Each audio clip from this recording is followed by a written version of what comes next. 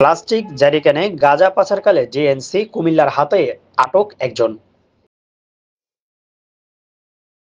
DNC কুমিল্লার উপপরিচালক চৌধুরী ইমরুল হাসানের সার্বিক তত্ত্বাবধানে ও উপপরিদর্শক তমাল মজুমদারের নেতৃত্বে 20শে ডিসেম্বর 2024 তারিখ সকালে কুমিল্লা জেলার বুড়িচং থানাধীন নিমসার বাজারের পশ্চিমে ঢাকা চট্টগ্রাম মহাসড়কের গৌরীপুর হোমনা অভিমুখী নিউ একতা সার্ভিস বাস তল্লাশি করে 8 কেজি গাঁজা সহ মোহাম্মদ সোহেল রানা নামে একজন ব্যক্তিকে আটক করা হয়। সোহেল রানা, পিতার নাম মোহাম্মদ বদিউজ্জামান, গ্রাম মোনাবাসা, থানা শিবগঞ্জ, জেলা চাঁপাইনবাবগঞ্জ। অভিনব কৌশলে একটি প্লাস্টিকের বড় জেরিকেন নিয়ে কুমিল্লার আলেখারচর বিশ্বরোড থেকে নিউ একতা সার্ভিস নামক বাসে ওঠেন। আসামি জানান যে সাদ্দাম নামীয় একজন তার হাতে প্লাস্টিকের জারিকেন তুলে দেয় 8,000 টাকার বিনিময়ে।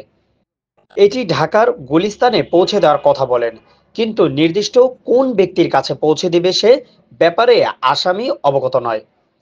আসামি সোহেল রানা এর আগেও নওগাঁ জেলায় গাঁজাসহ জেএনসির হাতে আটক হয়েছিল বলে জানায়।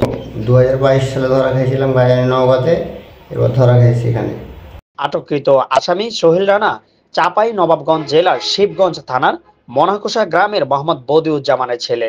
আসামির বিরুদ্ধে উপপরিদর্শক তমাল মজুমদার বাদী হয়ে বুড়িচং থানায় নিয়মিত মামলা দায়ের করেন। ডেস্ক নিউজ, কুমিল্লা ক্রাইম বার্তা।